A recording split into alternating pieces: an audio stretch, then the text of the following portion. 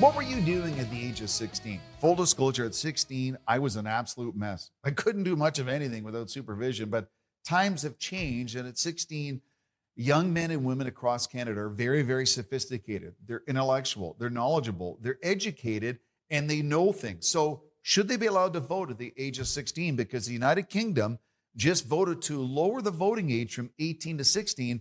And there's a lot of people, including politicians in Canada, think it would be good for democracy if we did the same thing. Mike Wixson joining me. Mike, how are you?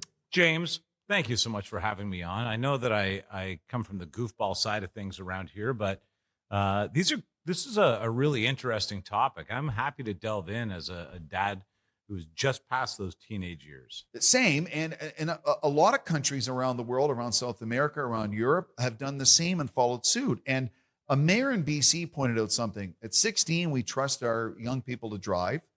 They can pay taxes. They can work, get a jobs. It's a legal age of consent. Yeah. Why shouldn't they be allowed to vote? Well, it's a good question. I think that getting youth involved in some way at that age makes a lot of sense because they're learning about it in school. It's just at that place where, I took a look at the curriculum and it does line up with civics and careers. Absolutely. And how bureaucracy works and, how being a citizen actually operates. That's kind of in that sweet spot of education. So it's a good time to get them. Every year, every election, municipal, provincial, federal, there's a complaint about the lack of voter turnout. Yeah. If you have engaged 16, 17, 18-year-old young people in the country, and according to Stats Canada, there's just over 1.3 million people in this country of that age, that could really change the parameters and change the paradigm when it comes to voter turnout in this country. And it could swing a lot of seats in the country, depending on how passionate they are about a leader, about a party, about the people running in their riding. Yeah. It's so funny as you were talking about this, I started to chuckle because I thought, great, I need more competition for my party in my own household. But I can tell you this, based on the response that I get to my overall politics in life and as an old grumpy guy, how I feel about stuff as a Canadian, I know that I would have opposition right there every night at the dinner table if they were actually engaged in a vote themselves. And I will say this, as our daughters and our family, my partner and I, as they exited the teens and now in their 20s, they've become quite knowledgeable in their own way about what the touch points are in politics in Canada, whether it's social services, infrastructure, healthcare, education, protecting women's rights. That's something very important to them. And maybe they don't consume it the old way, watching, Lloyd Robertson and Peter Mansbridge on the national news, but they're doing it their own way through social media, through TikTok, through Instagram. And they have a lot more knowledge about the topics and what's important to them than I think we give them credit for. I wonder if that's true. Because I see a lot of stuff on social media that is, Bigfoot chasing around a politician. Right. Between AI and topic matter that is not verified. I mean, that's one thing social media does. It gives a lot of opinions. And, everybody's got, anyway, it doesn't matter. Everybody's got an opinion. I had a little sentence, but I don't know how clean you like to keep it around here, Lang. But what I think is that if that's our leading new voting population and they're being led not by credible news, but by social media, by what's happening on Reddit. Even if they dove deep, you get into some of the Substack stuff and it's not exactly accurate. It's more conjecture. But are they getting their information from their local party, their local person running for whatever party in their riding? Are they engaging in candidate meetings? Are they watching debates? Are they consuming different, streams of information? Maybe it's not mainstream media, but maybe they are as informed as maybe other people, but in their own way. Can you imagine if the local politician, part of their campaign is, I've got to go to every high school in the neighborhood and really make a case because these people are voting and I need to hear what they have to say. Now it does make me wonder, Jim, and I don't want to say it in this way, but I've had teenagers and these are soft individuals. These are liberals with a huge L. Which, of course, are they all, though? Not all of them. This is the truth. You're right about that. And here's what we found with the last federal election. A lot of young people have great concern about the ability to rent a place on their own, home ownership, the cost of food, the cost of living. and they're wondering for their own purposes, not for the boomers and not for the retired people, but for them as they look forward to the future, can they own a place to live in Canada? And what party is going to help them? I look around the room because we were at, I can't remember what event it was, but there was a young man at one of these political rallies back around election time. Jim, it blew my mind.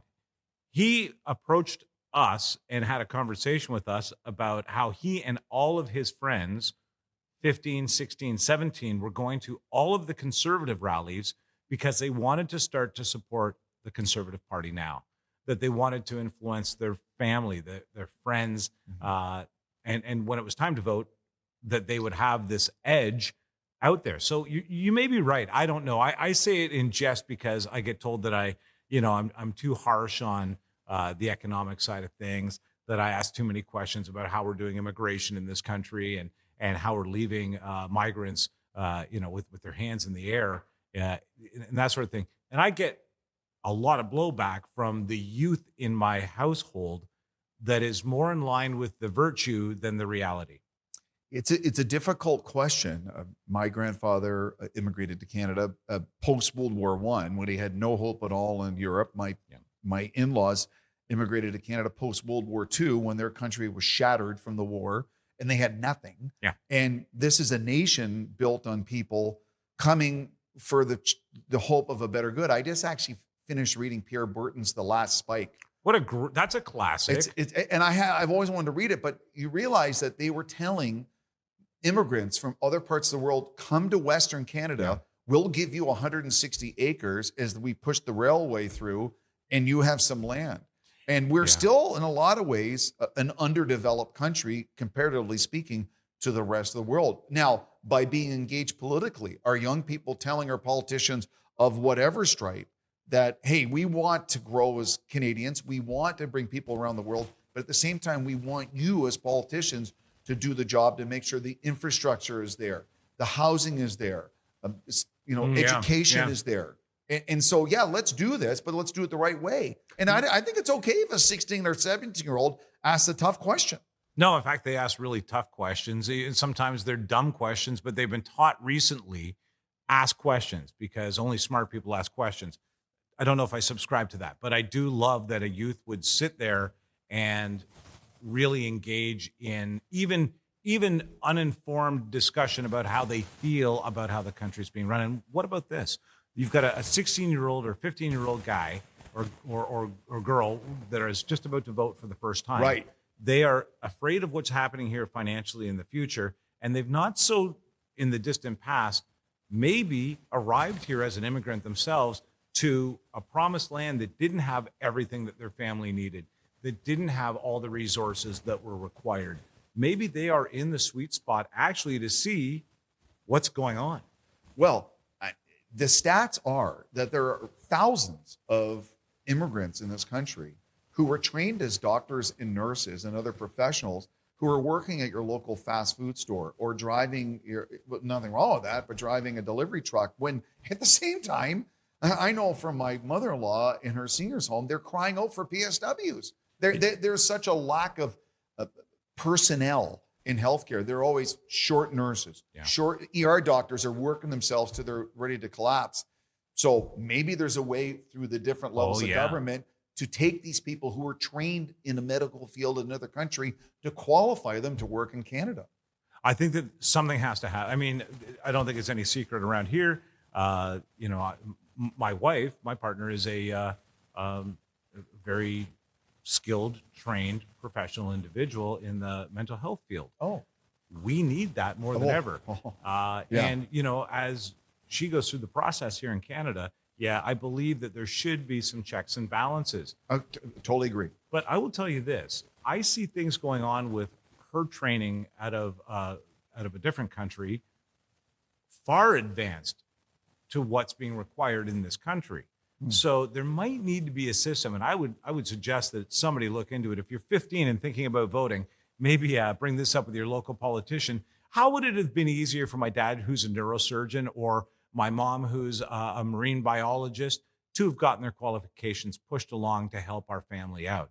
Because the struggle between that point and success is hugely encumbered by that. Well, I mean, it's good for the country if we have more nurses and doctors, and it's good for the immigrant experience if they come here and knowing that if they're working in a manual labor job, a menial job while they're training, that there's light at the end of the tunnel, that after 12, 18 months, they've reached the qualification in their province in Canada where they can apply their skills that they learned in another country. Because, I mean, if you look at a lot of small towns in this country right now, they are so desperate for any kind of even nurse practitioner, nurse, health clinic doctor, any kind of doctor to service the community. I don't think they're going to really care what original country they came from. They're in Canada now. Yeah. Let's train them up and let them work. That's, I think, what really needs to be tightened. That span of time and the process and the finance. I mean, we really should be helping people financially who arrive here with that diploma, that degree, that skill set to immediately get into training and get up to speed as soon as possible, rather than filling positions at companies based on I don't know, some sort of weird chart format that is required.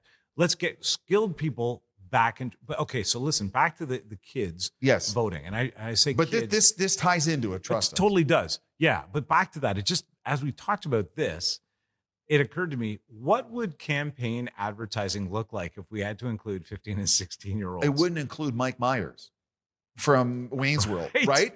You're talking about a lot younger subsect of people, a lot sort of younger personalities to appeal to young Canadians. I mean, even if you say Justin Bieber, he's almost out of their age group. Yeah. They're looking at maybe someone from, a Canadian version of BTS, if there is one. But you have to look, I mean, if you're part of there must be one. I just think we can't think of it right now. Exactly. Well, look, if there isn't one, there should be one. There's definitely a void in the market you and I should fill. But the point being is, no matter what your political party, and if you're a campaign manager, whomever your candidate is, you'd have to do some due diligence on 15, 16, 17-year-old kids. What movie are they watching? What songs and music are they listening to? What is their, maybe there is an influencer, a Canadian influencer in social media who is very popular with that age group that will help get the message across. I wonder. And the other thing is, does that make our candidate selection completely different as well? Does that bring down, oh my God, I don't want my dad running for prime minister. I need somebody that's more of my contemporary. So what if it is someone in their 30s? Is that the worst thing to say? They're educated and experienced. They're in their 30s, so they're not too far removed from the teen world, but they don't look like your dad. And once upon a time, John F. Kennedy got elected, and they thought it's unbelievable. He's in his 40s. How could that be? Because all the presidents up until then were really old men. I don't think there's anything wrong with younger people of different backgrounds attaining higher office. It would be good for the country. Yeah. And I think it would be good for a lot of the younger people to see that hope that, maybe I should get into politics. You hear that, youth pastors? Get your campaign ready. Well, and some like good potentials. And that leads us to the next thing we want to talk about. It is social media. And social media played a huge part now it plays a huge part in all elections in all countries. But it also does a lot of harm. And there's a lot of people concerned about the 13, 14, 15-year-old young person with social media. And they're doing in-depth research saying the potential risks are mental health issues, anxiety, depression, cyberbullying, exposure to harmful content, and privacy concerns. In Australia, like a lot of other countries, just voted to make it illegal for anyone under the age of 16 to have social media. Sorry, what? So that in Australia now, you have to be 16 or over to have social media. And there's a lot of sociologists and a lot of experts in Canada thinking in other countries who are looking at what Australia is doing, which is a very progressive Western country, much like Canada, and thinking that's not a bad thing to say you have to be 16 in Canada until you get social media.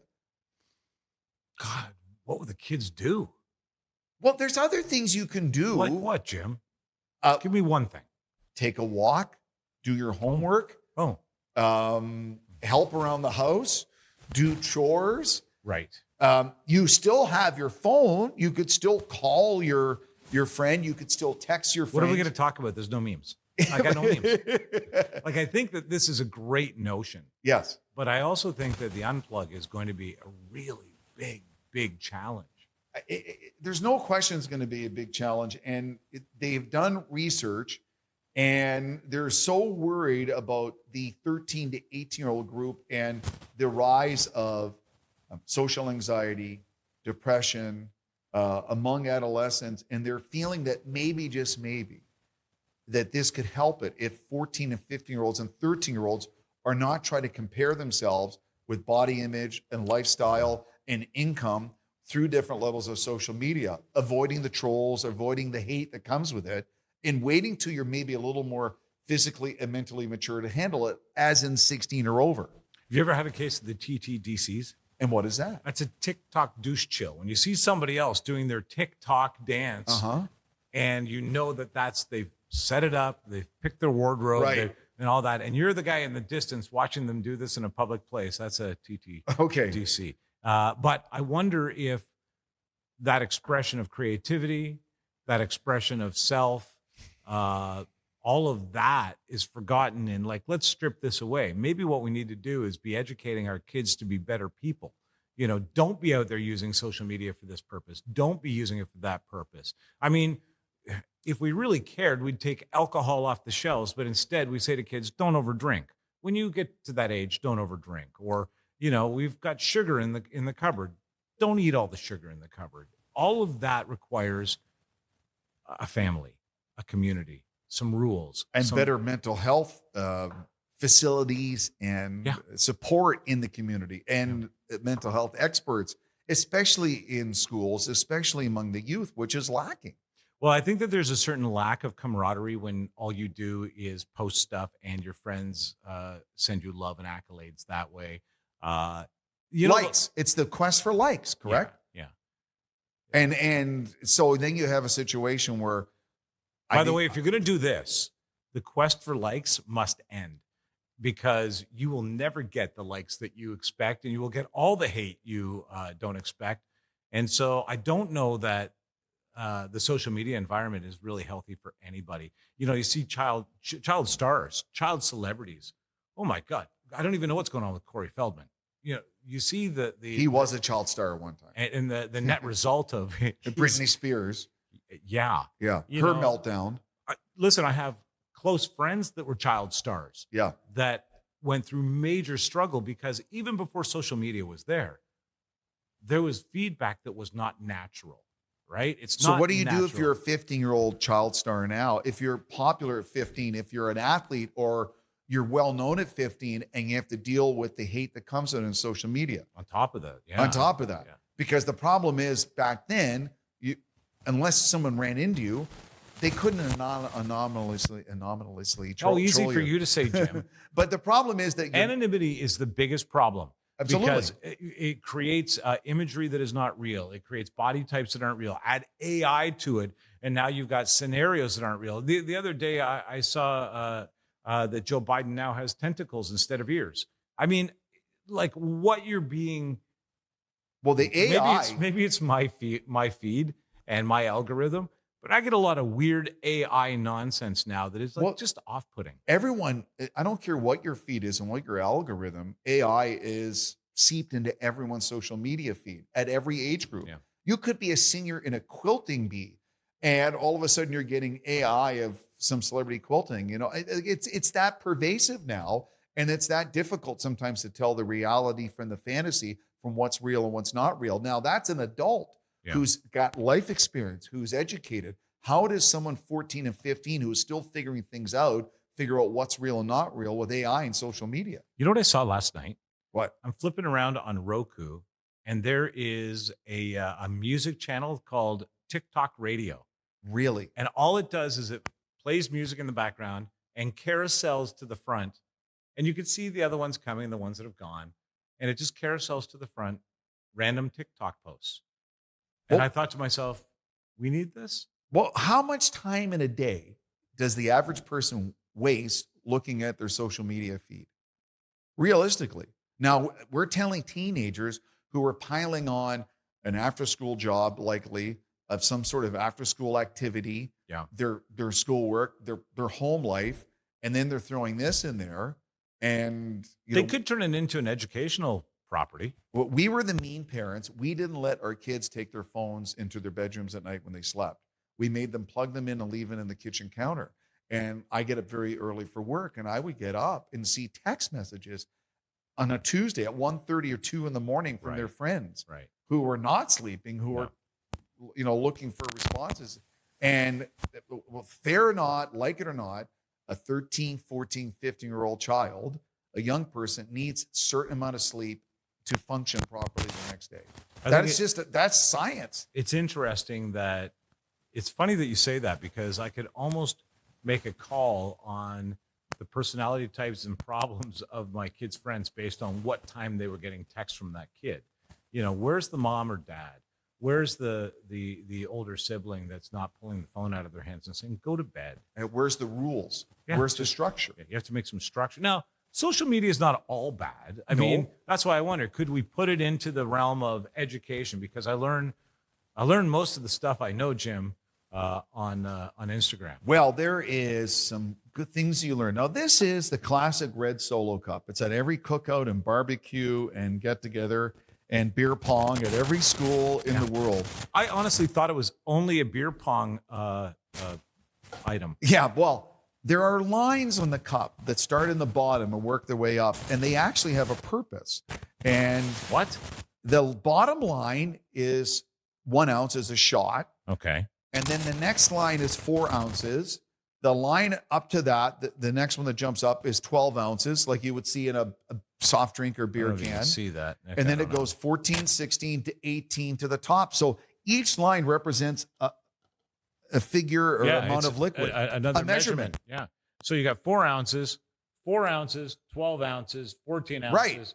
And then right to the top is 18. 18. Okay. So what I think is this is an excellent gauge. Yes. Because you can actually gauge the various universities in Canada by each of these lines as well. So for example, at the 4-inch or the 4-ounce mark, Waterloo. Welcome to Waterloo. Enjoy your education. They're scientists. Come on. They've got to really focus. 12, and by the way, they've probably got some concoction at Waterloo that only requires 4 ounces. Which is the equivalent of 24 ounces. Exactly. 12 ounces, let's be honest, High University of Calgary, that's you right there. Yeah. And 14 ounces, Queen's University comes in at 14. And of course, anything above 14. Bishops.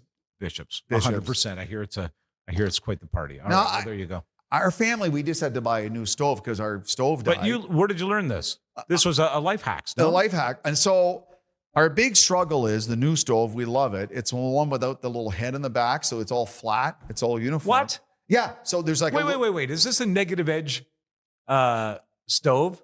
An infinity stove? An infinity pool? Yeah, it kind of looks like that. And there's a little screen in the front that it runs everything. But in the bottom. Why are you so rich? It was cheaper. It was cheaper. So trust me. So the bottom drawer, my partner in life, she was really struggling because it wasn't as big as the old stove because we put so much baking sheets and stuff like that. I just found out, actually. Oh, you mean okay. So the drawer in the bottom of your stove. Where you put the lids and stuff. Is to keep food warm. And not what? That's not true. That's not true. It's true. That's supposed to be what it's for. It's a food warmer. It is. It's on the internet. It's true. Wait a second. What you just said is the craziest thing I've ever heard. It's on the internet. It's true. It's on the internet. It's true. Wow, Jim. It makes sense, doesn't it? I know. And apparently a garage is for your car too. Yeah. Well, not in our house. No, I was going to say that's staying in the driveway. I can't make any arrangements for that. There's too much in there. That's something I never would have. I didn't know that. How old were you when you realized that "damn it, I'm mad" spelled backwards is "damn it, I'm mad"? Oh, you know what? These anagrams, I think that's called, isn't it? Same. Now these kind of fun things like this, they're frivolous and trivial, but that is fun. No one's being trolled over it. No one's being cyberbullied over it.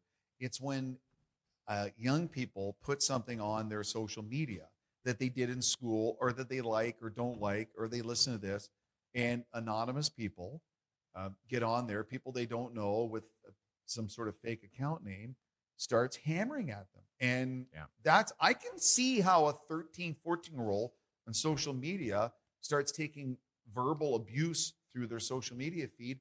How would it affect them? How could it not affect them? You know, one of my favorite things to do is go to Instagram. And by the way, social media seems to have started to evaporate in the lives of youth. Anyway, I'm told they think it's goofy. Well, okay. Well, I will say this: Elon Musk has helped kill X for a lot of young people because of who he is and his affiliations with Donald Trump. Our lives, our children, they still like their Instagram. That's probably their number one. There's a little bit of TikTok, but Facebook is for old people like me. That would never happen. And they want really nothing to do with X. Do you know what I do when somebody shows me TikTok around the house? What? Dad, you got to see this TikTok. I say the same thing every time. Get that spyware off your phone. I have no choice in the matter. I'm like, until I watch it, I can't leave. I can't do the rest of my day. I can't get anything done. I am actually the subject of 3 or 4 TikTok videos where I am in the video with my daughter. So I have to say I've been a participant. So what our family does is we have, one daughter in one province, another daughter in another province now. So what we end up doing, we have our group text chat, but we have our group Instagram chat. So we'll find silly things. And that's sort of like we make each other laugh every day, which to me is a good way because our kids are busy living their lives and doing their thing in different parts of the country. And so, hey, you might find this funny. And I'll go, oh, this is Dad. Oh, this is you.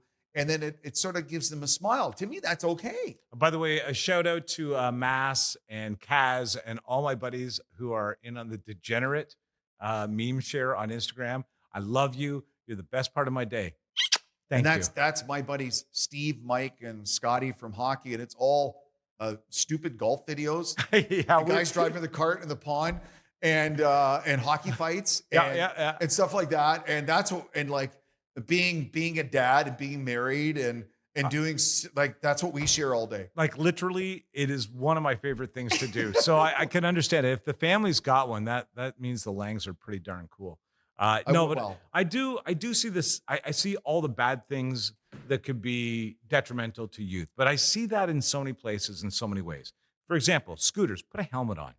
For the e-scooters, anything. Have you seen how fast those can go? Yeah, there's ways that you can override the system and turn into a speed demon, into Evil Knievel. Old reference, 1974. You're welcome. Or something maybe from F1 the movie with Brad Pitt or Lewis Hamilton from the real F1. Exactly. Right. Like it's too much. Speaking of which, did you see the guy?